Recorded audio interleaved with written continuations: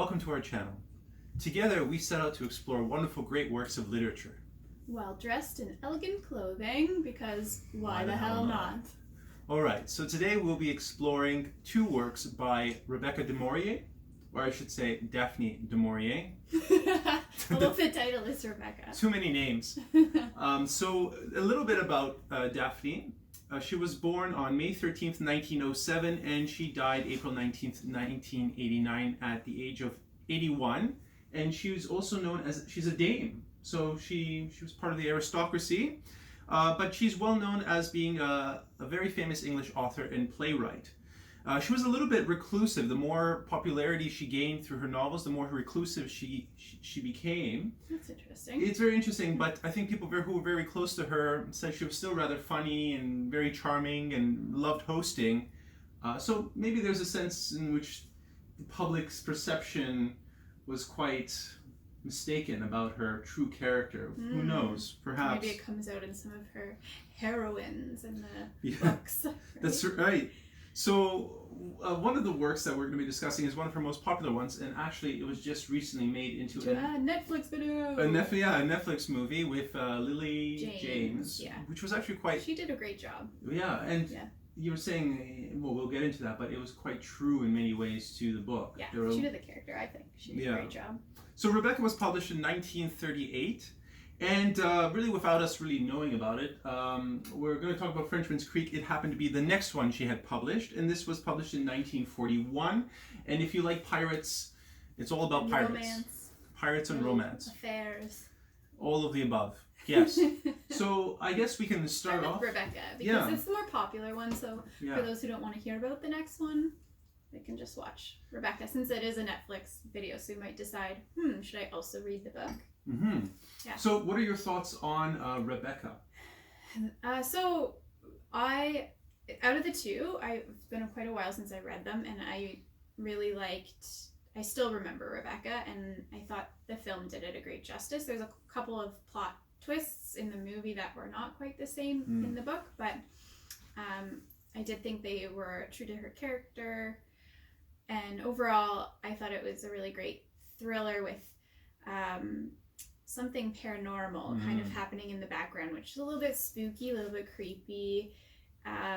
Definitely, definitely you were captivated by the plot, and it starts to kind of unravel itself as the book goes on. And how's the pacing in the book? Did you find slower than the movie, of course, but that tends to be the case, right? But in terms of psychological, it almost thriller. I actually found, obviously in a book you can go into more detail and things can kind of slowly unwind a little bit better than in a movie. There's just so much time you have in a film. Create an atmosphere. Exactly. So I find it kind of kept you wanting more and trying to discover it on your own, what had happened, and you question the character, the Mr. De Winter's motive, and then you start to wonder if he's actually a shady character, even in the book. And there's more in the book, just some little bit difference between the film and the book. In the book, there's more kind of interactions with different characters than you could put into a film. So you learn a little bit more about the young man with a disability who hangs out in the boat house more, and his character is a little more intriguing and more present in the book.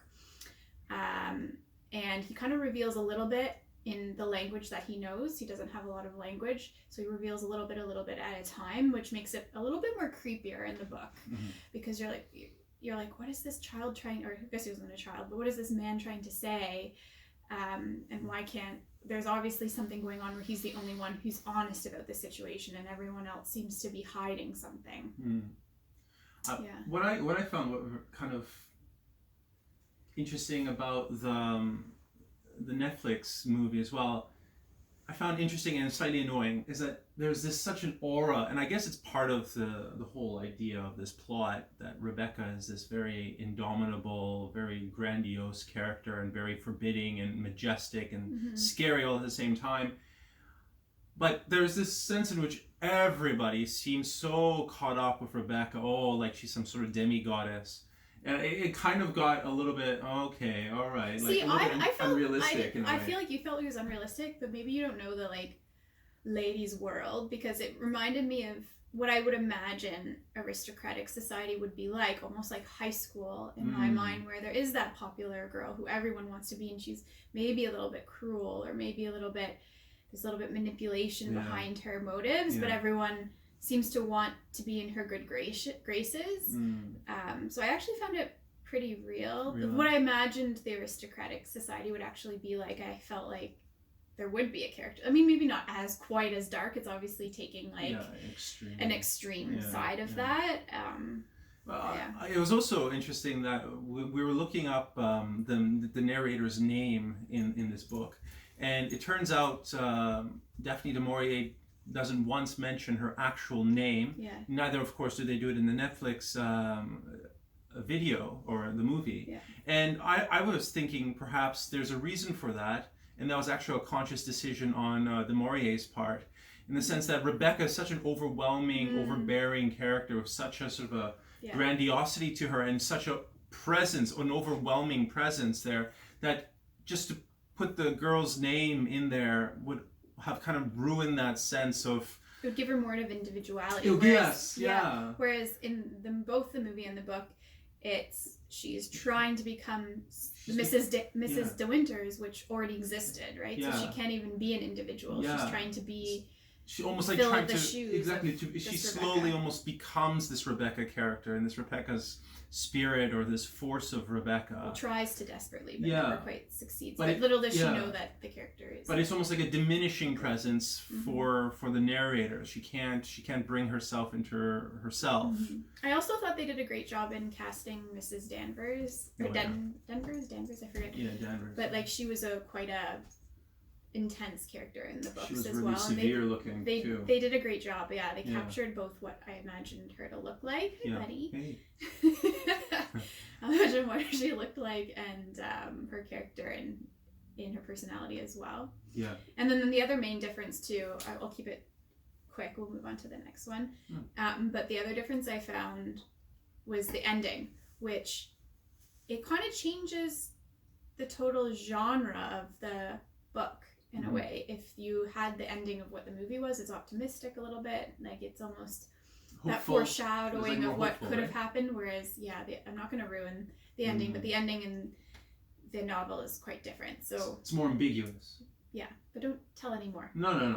Ambiguous is the best word. More ambiguous, which gives you that lasting, like, kind of heebie-jeebies, like the creepiness afterwards. I was like, oh, like it gave you that unsettled feeling throughout the book. There's this unsettled paranormal kind of presence of her being there. Like, why do they have this room locked with all her stuff? Why isn't she allowed to go into that bedroom? And that just was present throughout the whole novel, and I thought it was perfect that they ended that way in the book. Like, I don't like that it was wrapped up in this nice little neat package. It didn't give you that like kind of spooky feeling at the end. The book did, like the unsettled.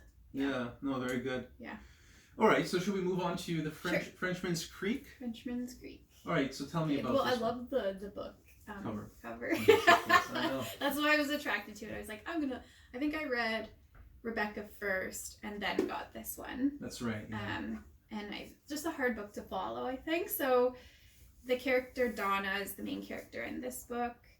Not as relatable for you. Not as relatable. No, I'd say like I found the meekness and the kind of shy, introverted character here a little bit more relatable. I found Donna I feel like she represented what maybe we all might experience at some point in our youth, which is this like desire for thrill and adventure and romance and this like grand adventure of a lifetime. She was always seeking that out in the novel, but I have a hard time with, well, she was like a mother, and she left her children to have this little affair with a pirate, and to her surprise, the pirate is actually more educated and worldly and intelligent in a way, more vivacious of a character than her husband, who is supposed to be very well educated. And so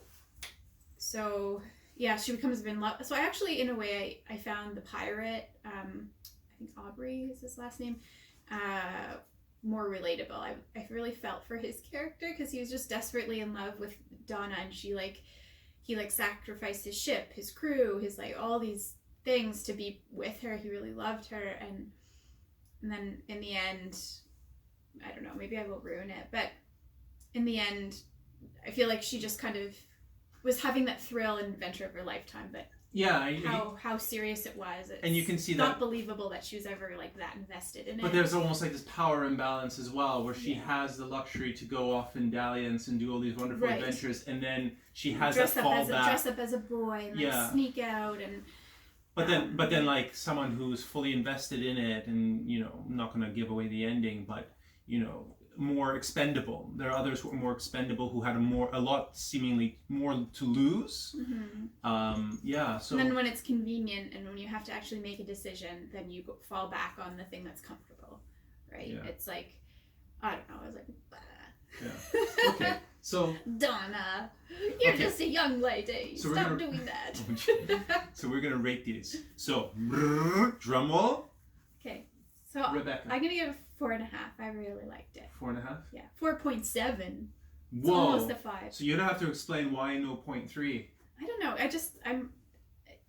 I think just the writing itself is very simple. It's beautiful, it's simple, but I mean compared to things like Somerset Maugham, it's not quite as poetic, yeah.